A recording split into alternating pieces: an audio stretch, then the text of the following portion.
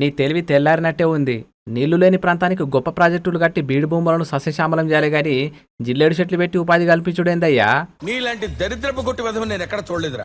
So తెల్ల జిల్లేడు పువ్వు నేను తప్పని ఓ 4-5 ఏళ్ళ ప్రయత్నం చేస్తున్నా. దీన్ని తప్పనిసరిగా చెవెళ్ళలా కమర్షియలైజ్ చేస్తానికి ప్రయత్నం చేస్తారు.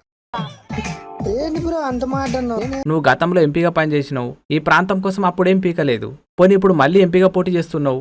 ఇప్పుడన్నా గెలిచినాక సాగునీటి ప్రాజెక్టులు కట్టి ప్రాంతానికి నీరు తెస్తాని గాని, నిర్మాణంలో ఉన్న ప్రాజెక్టులకు జాతీయ హోదా ఇచ్చి నిధులు మంజూరు చేస్తామని గాని, ఐటీఐఆర్ లాంటి గొప్ప ప్రాజెక్టులు తెస్తామని గాని, ఉపాధి కోసం పరిశ్రమలు స్థాపిస్తామని గాని చెప్పడం లేదు.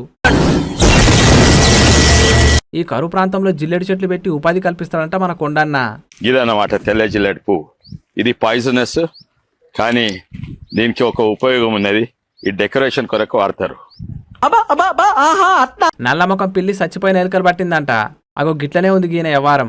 మీకెట్లాగో అభివృద్ధి చేయడం చేత కాదు, చెయ్యలేరు. మరి ఎందుకయ్యా మీకు ఓట్లు సీట్లు పని లేక? ఎర్రటి ఎండలో వేణీళ్లు పోసుకుని రగ్గు కప్పుకు తిరిగేవాడి మొహంలా మొహం చూడు. పోతావు రే, నాశనం అయిపోతావు.